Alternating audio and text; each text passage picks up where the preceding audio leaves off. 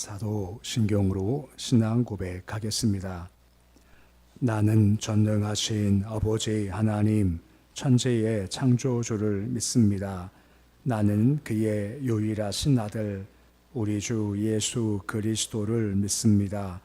그는 성령으로 잉태되어 동정녀 마리아에게서 나시고 본디오 빌라도에게 고난을 받아 십자가에 못 박혀 죽으시고 장사된 지 사흘 만에 죽은 자 가운데서 다시 살아나셨으며 하늘에 오르시어 전능하신 아버지 하나님 우편에 앉아 계시다가 거기로부터 살아있는 자와 죽은 자를 심판하러 오십니다.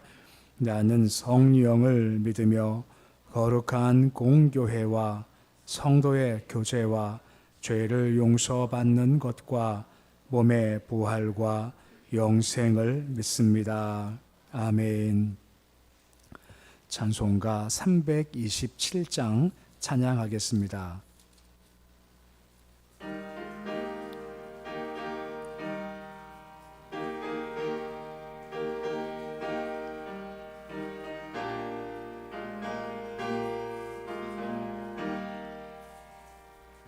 주님 주실 와표 믿음 얻기 위해 너는 정성껏 기도했나.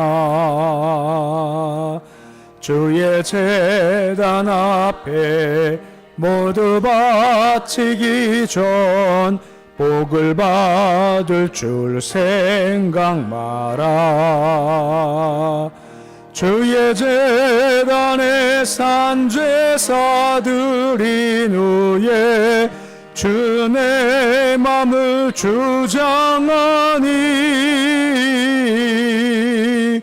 주의 뜻을 따라 그와 동행하면 영생 복락을 누리겠네. 주의 밝은 빛에 항상 활동하며 선한 사업을 힘쓰겠나. 자유 얻으려면 주의 뜻을 따라 너의 모든 것 희생하라. 주의 제단에 산제사 드린 후에 주 내 맘을 주장하니 주의 뜻을 따라 그와 동행하면 영생 복락을 누리겠네. 주의 제단 앞에 모두 바친 후에 주와 온전히 사귀겠네. 주님 주신 기쁨 또한 그의 사랑 어찌 말로 다 영용하랴. 주의 제단에 산제사 드린 후에 주 내 맘을 주장하니 주의 뜻을 따라 그와 동행하면 영생 복락을 누리겠네.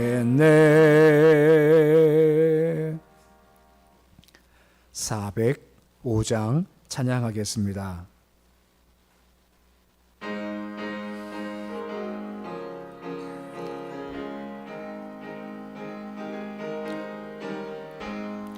주의 친절한 팔에 안기세 우리 마음이 평안하리니 항상 기쁘고 복이 되겠네. 영원하신 팔에 안기세 주의 팔에 그 크신 팔에 안기세 주의 팔에 영원하신 팔에 안기세 날이 갈수록 주의 사랑이 두루 광명하게 비치고 천성 가는 길 편히 가리니 영원하신 팔에 안기세 주의 팔에 그 크신 팔에 안기세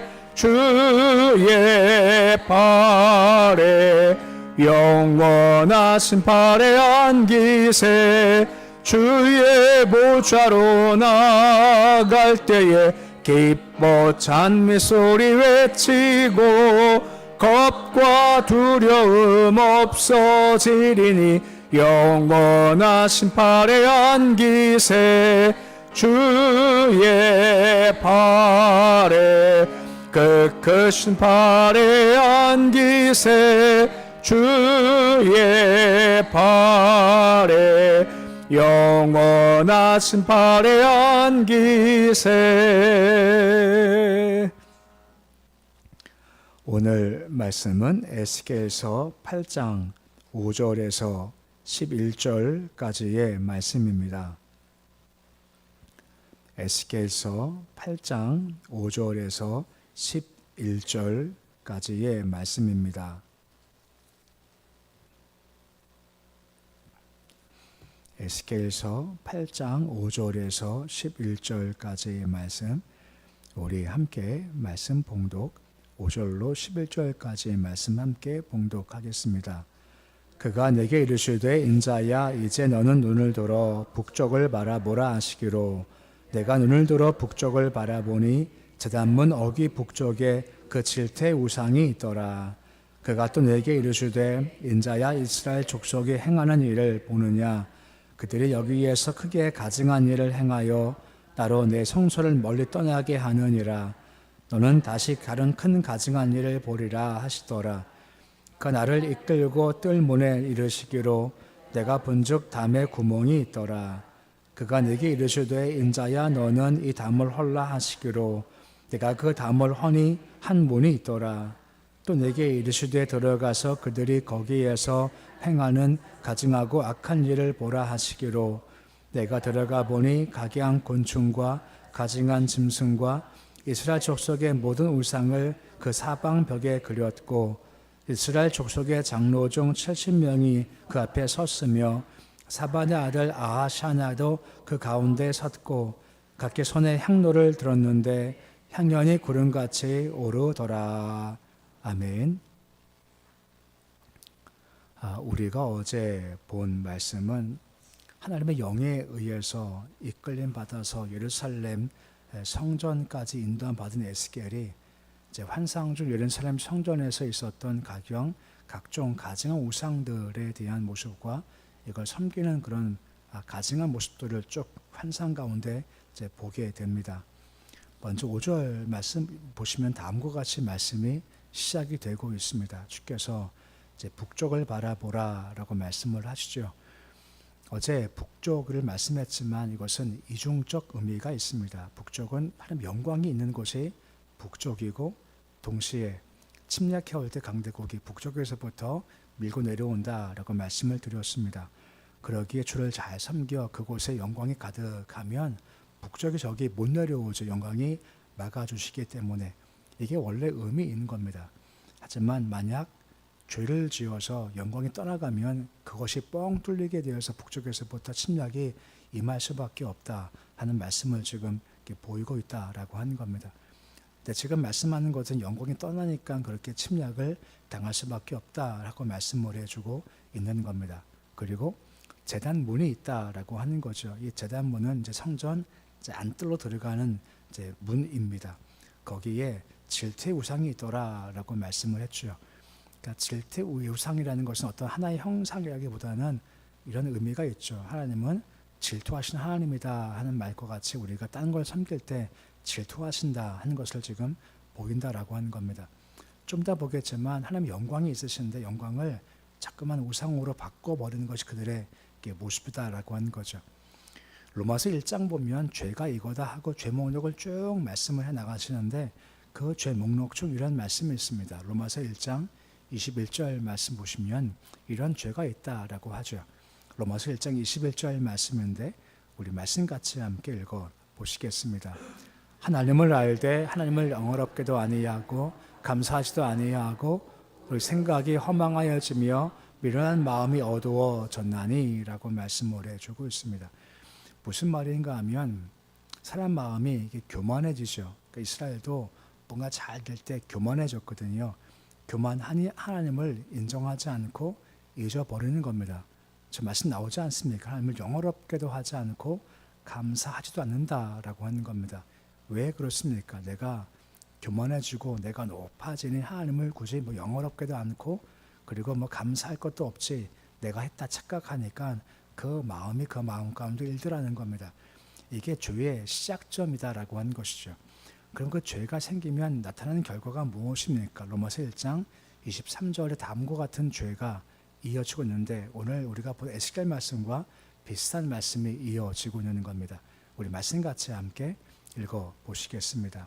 썩어지지 아니하는 하나님의 영광을 썩어질 사람과 새와 짐승과 기어다니는 동물 모양의 우상으로 바꿨느니라 라고 말씀해 주고 있습니다. 각종 우상을 섬기는 것이 악한 모습이다라고 한 것이죠. 그 영광이 있는데 그 영광된 것을 썩어질 것과 짐승으로 바꿔버렸다라고 한 것입니다. 왜 그러는 건가요? 말씀했지만 교만은 나 중심입니다.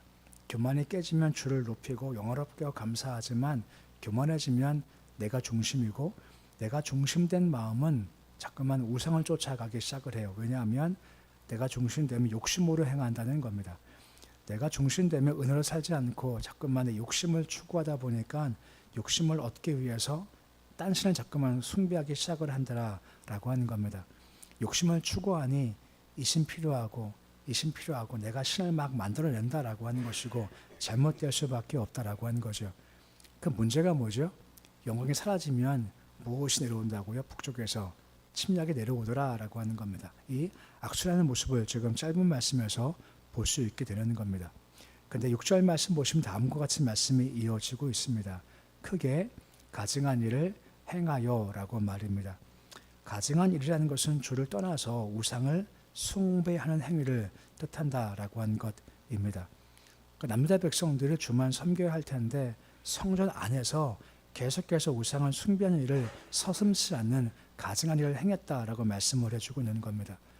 근데 그 일이 어떻다라고 합니까? 내가 내 성소를 떠나게 했다라고 지금 말씀을 해주고 있다라고 하는 겁니다. 성전이 왜 거룩한 건가요? 그 이유가 무엇 때문입니까? 건물 자체가 아니라 그곳 하나님께서 임재하시니 거룩한 곳이 된다라고 하는 거죠. 근데 그분 떠나시면요, 그건 그냥 건물일 뿐이다라고 하는 겁니다. 모세가 성막을 졌죠. 성막을 지은 이후에 거기 영광이 임하지 않습니까? 모세조차도 못 들어가요. 그때 성막이 거룩해졌고 솔로몬 지은 성전 역시 마찬가지입니다. 아무리 크고 화려해도 영광이 없다 보면 그것은 그냥 건물에 불과하고 영광이 임해야 된다라고 하는 겁니다.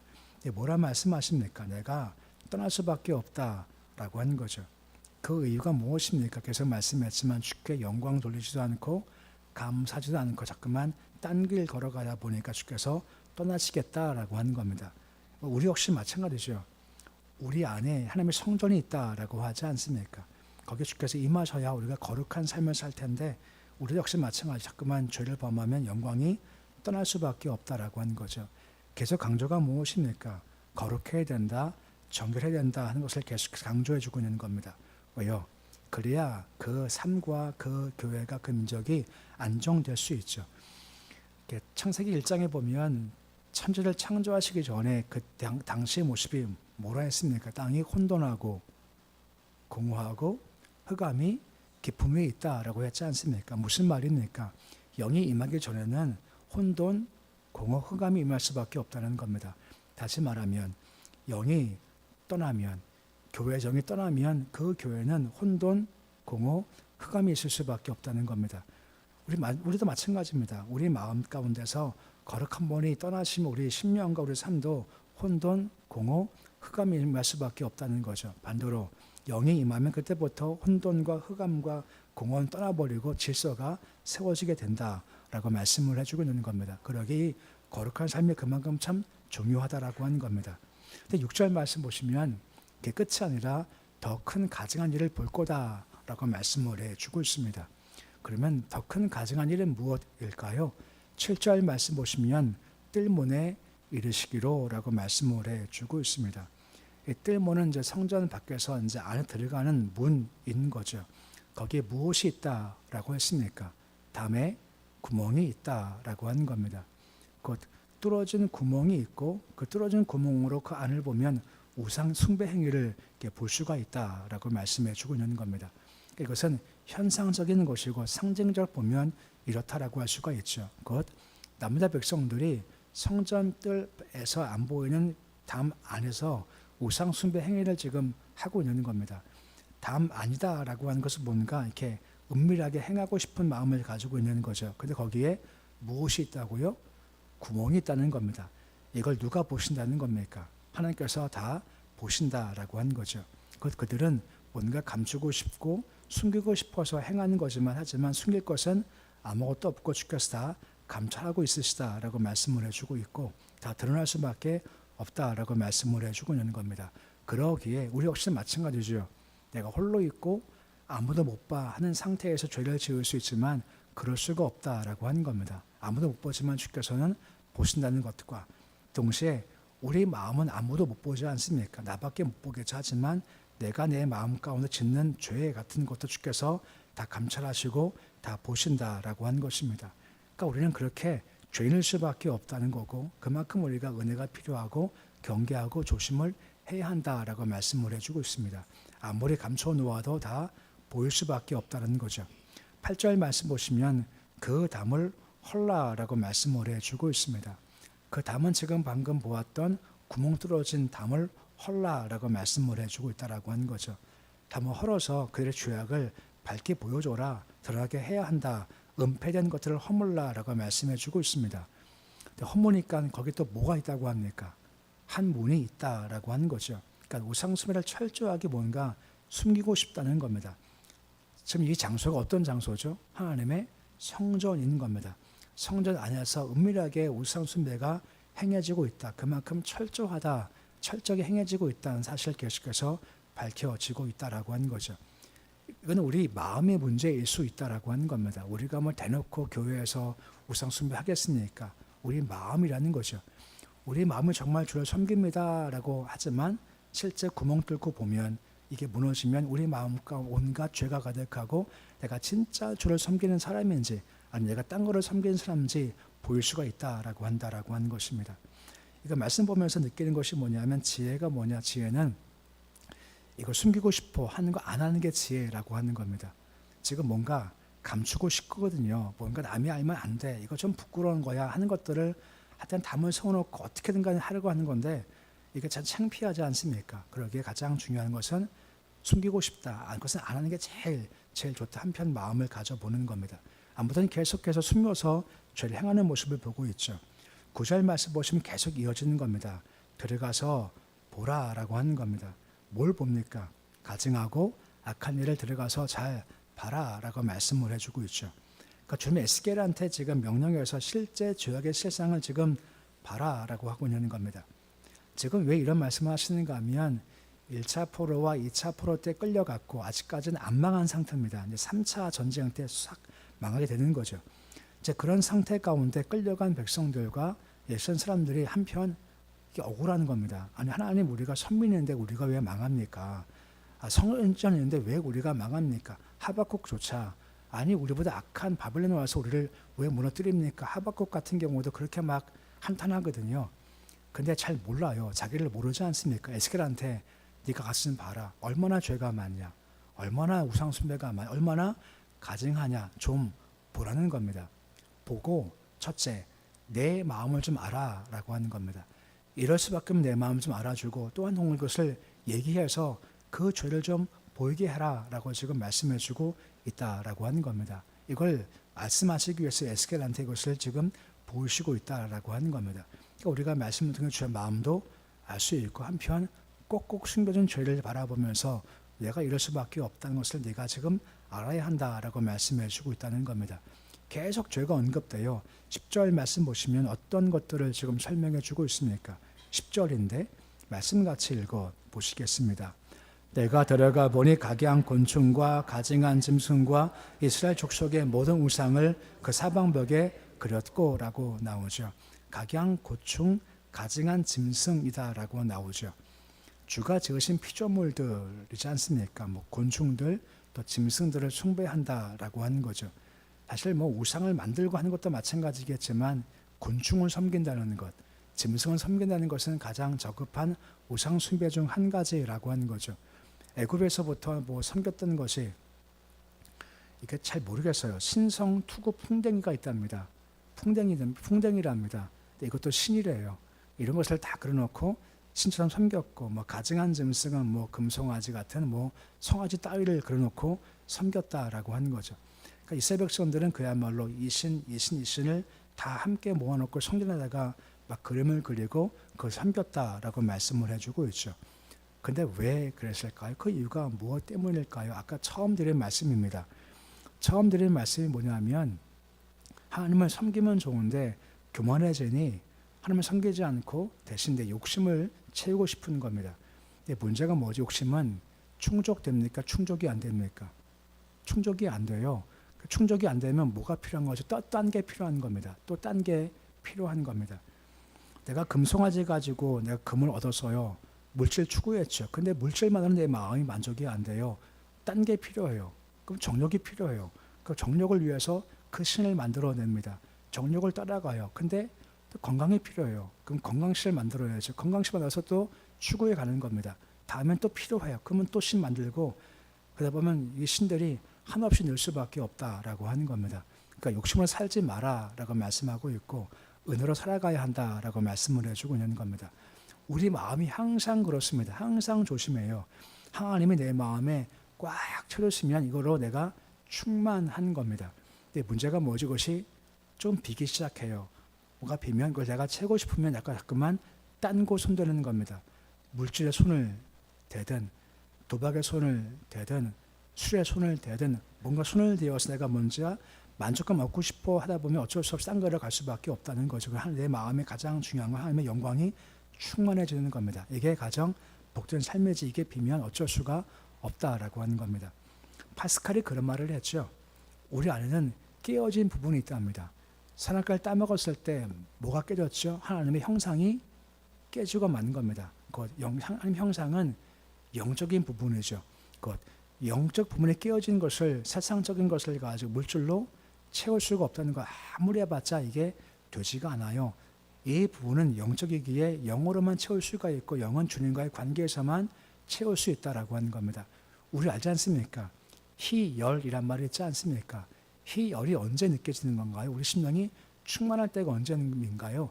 주님 관계가 충만할 때 그때 내 마음이 막 희열이 있고 뜨거움이 있고 충만함이 있지 않습니까? 이게 있다는 겁니다. 이게 있어야 세상 것 끌려가지 않지 이게 빠져버리면 문제가 되기 시작하죠. 성령 충만하십시오. 왠지 아십니까? 성령 충만해야 여기 충만하고 성령 충만 안에 다 있습니다. 성령 충만 안에 기쁨이 있지 않습니까? 만족이 있지 않습니까? 충만함이 있지 않습니까? 뜨거움이 있지 않습니까? 거기 다 있어요. 기쁨 주세요. 물론 기쁨 구해야지만 가장 근본 성령 충만 주십시오라고 하는 겁니다. 여기 가장 좋은 게 다 있다라고 하는 겁니다. 이게 빠져버리니까 문제가 되죠. 11절 말씀 보십시오. 우상 숭배하고 각종 그림을 그렸던 곤충들 했던 사람 가운데 누가 속해 있습니까? 11절 말씀 보시면 장로 중 70명이 있다라고 하죠. 보통 우리가 70장로라고 이야기를 합니다. 이것은 70장로라기보다 상징적 의미를 가지고 있습니다. 7이라는 숫자가 어떤 수입니까? 하늘과 땅의 완전수, 성스러운 숫자가 7이고 10이라는 것은 보통 만수라고 합니다. 하나, 둘, 10생깔이 꽉 차 있다 보니까 더 이상 없어요. 꽉 찬 수이죠. 그러니까 7 곱하기 10이 70인데 이것이 전체다 얘기하는 겁니다. 그 70은 무엇인가? 이스라엘 백성 전체라고 하는 겁니다. 그 전체가 주를 숭배하는 데서 함께 했다라고 말씀해 주고 있다라고 하는 것이고 또 한 명을 의미하여 야아 사나를 소개합니다. 그가 누구 정확히는 알 수는 없습니다만 야하사나 이름이 언급됐다는 것은 에스겔이 그를 보았을 때, 야, 너마저 여기 와 있냐, 너까지 여기 와 있냐, 겉으로 안 그랬다가 숨어서 이것을 행하고 있었어라고 큰 실망을 가진다라고 하는 겁니다. 사람이 그와 같다는 겁니다. 겉으로는 안 그런데 나중 보니 그런 죄악길을 가게 됐죠. 근데 이거요, 남의 이야기 아닙니다. 우리도 그럴 수 있다라고 하는 겁니다. 겉은 포장되어 있지만 실상 우리 속은 그렇지 않을 수가 있다라고 하는 거죠. 항상 경계하고 조심해야 된다는 겁니다. 11절 말씀 보시면 그들이 뭘 들고 있습니까? 향로를 들고 있다라고 언급을 해주고 있습니다. 향로가 언제 쓰는 거죠? 주를 섬길 때 쓰는 건데 이걸 가지고 주를 섬김이 아니라 우상을 숭배할 때 쓰게 되더라라고 말씀을 해주고 있다라고 하는 겁니다. 계속 딴 거 의존하는 모습을 지금 보이고 있다라고 하는 것이죠. 그러기에 우리가 필요한 것이 뭐겠습니까? 딴 거 의지하지 말고 주 앞에 선다라고 말씀을 해주고 있다라고 하는 겁니다. 보십시오. 하나님은 지금 예레미야 말씀 기억하지만 바벨론 쳐들어왔을 때 뭐하라 말씀하십니까? 너희들 항복해라고 말씀하고 있죠. 그들은 뭘 추구하죠? 승리를 추구한다라고 하는 겁니다. 나하고 안 맞아요. 그러니까 내가 중심되니까 어쩔 수 없이 딴 길 갈 수밖에 없기에 항상 주 앞에 순종하는 삶, 항복하는 삶이 분명히 필요하다라고 하는 겁니다. 저 말씀을 좀 정리해 보겠습니다. 북쪽이 이중적 의미를 가지고 있다고 했죠. 북쪽에 무엇이 있습니까? 하나님의 영광이 있습니다. 하지만 또한 동시에 침략의 통로가 되죠. 기억할 것은 영광이 꽉 차 있으면 악한 것과 악한 더러운 것이 침략하지 못하게 꽉 막아주신다라고 하는 겁니다. 이게 빠지면요, 이것이 흘러들어올 수밖에 없다라고 하는 거죠. 내가 떠날 수밖에 없다 말씀하지 않습니까? 그러기에 죄가 아니라 주만 섬기고 걸어가고 욕심 따라가는 것이 아니다라고 하는 겁니다. 이런 말씀이 어울릴지 모르겠지만 말씀을 보면서 이런 말씀이 기억나요. 살아도 주를 위해, 죽어도 주를 위해, 사나 죽으나 우리가 주의 것이로다라고 말씀해주고 있지 않습니까? 딱 이 말씀만 가지고 어떤 욕심 가운데 끌려가지 말고 내가 사나 죽으나 주의 것이지 주를 살아야지 하는 마음만 딱 가지고 있다 보면 영광 바라볼 수 있고 영광 중 보호하심을 경험할 수가 있다라고 하는 거죠. 지금 기억력 테스트 한번 해보겠습니다. 어제 말씀드렸죠. 얼굴 비추시면 네가가 있다고 했습니다. 그게 뭐였죠? 주여 아버지 복이 있고 시켜주심이 있고 은혜가 있고 평강이 있는 겁니다. 마찬가지로 영광이 꽉 차서 위에 북을 막아버리면 거기에는 복, 지키심, 은혜, 평강이 있지만 이게 빠져버리면요 이게 무너지고 악한 것이 들어올 수밖에 없다고 하는 거죠. 말씀이 복잡하지만 딱 한 가지만 생각하십시오. 주만 잘 섬기십시오. 내가 죽어지고 그래서 얼굴 비추심을 통해서 복, 지키심, 은혜, 영광이 가득한 모습, 평강 가득한 모습 될 수 있기를 주의 이름으로 축원해 드립니다. 기도하겠습니다. 아버지, 영광이 임하면 악한 것이 들어오지 못합니다. 아무리 바벨론 강해도 영광이 버티고 있으면 침략하지 못합니다. 하지만 죄를 짓고 감사하지도 않고 영광 돌리지 않으면 주가 영이 떠나시고 떠나면 온갖 더러운 것과 악한 것과 세상의 더러운 것, 추악한 것들이 흘러 들어올 수밖에 없습니다. 그러기에 주를 잘 섬기는 것이 최상의 일입니다. 사나 죽으나 우리가 주의 것이지 않습니까? 교만해져서 욕심 따라가지 않게 주님 도와주시옵시고 은혜 따라가도록 주께서 도와주시옵시고 영광 지키셔서 그 안에 우리가 복을 경험하며 지키심을 경험하며 은혜와 평강을 경험토록 주여 도와주옵소서. 말씀 보면 구멍 뚫린 곳에 다 보인다고 합니다. 문을 세우고 담을 세우고 뭔가 숨겨서까지 악을 향하는 자리에 70인 장로가 있었고 야 너마도 그럴 수 있냐 하는 야시아도 있었습니다. 우리가 그런 존재입니다. 겉으로 잘 포장할 수 있고 거룩한 삶 사는 것 같아 보이지만 실상 그 안, 그 마음은 타락함이 있고 주를 섬기라는 고백이 있지만 실상은 세상을 추구하고 욕심을 따라갈 수도 있는 겁니다. 우리 마음 잘 점검해서 주께서 보실 때도 참 됐다 하고 인정 드릴 만한 우리 마음이 되어지길 소망합니다. 사람은 모르지만 아버지는 아시지 않습니까? 매일마다 나를 쳐서 복종시켜서 주의 마음에 합당한 거룩한 삶 살아가도록 도와주시옵소서. 주여, 새벽입니다. 새벽을 주심을 참 감사를 드립니다. 새벽에 나와서 주께 기도해서 전날 울음과 슬픔과 답답한 아쉬움을 또 뒤로 하게 하시고 하루 동안 또 이끄실 주를 바라보며 오늘도 함께 활력, 소망의 이야기를 써갈 수 있도록 주님 도와주옵소서. 예수 이름이 있습니다. 근거 의미한 예수의 이름입니다. 그 이름 안에 권세가 있습니다. 기도할 때 걷지 못한 사람이 일어서서 걷고 뛰고 주를 찬양했습니다.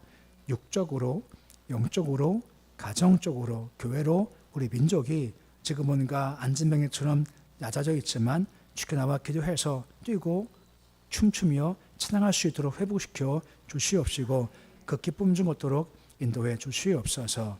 우리 자녀들 견고히 잘 세워주시기를 소망합니다. 그 마음 중심 오직 예수이기 원합니다.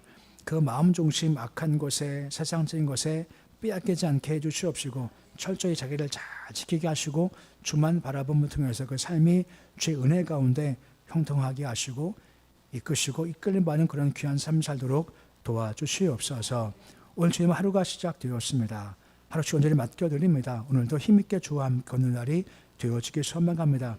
주님 친절한 팔로 우리를 안아주시옵시고 주의 팔과 함께 걸어가서 오늘도 함께 기뻐하고 감사할 수 있는 복된 일 될 수 있도록 도와주시옵소서. 예수님의 이름으로 기도드립니다. 아멘. 하늘에 계신 우리 아버지, 아버지의 이름을 거룩하게 하시며 아버지의 나라가 오게 하시며 아버지의 뜻이 하늘에서와 같이 땅에서도 이루어지게 하소서. 오늘 우리에게 일용할 양식을 주시고 우리가 우리에게 잘못한 사람을 용서하여 준 것 같이 우리 죄를 용서하여 주시고 우리를 시험에 빠지지 않게 하시고 악에서 구하소서. 나라와 권능과 영광이 영원히 아버지의 것입니다. 아멘.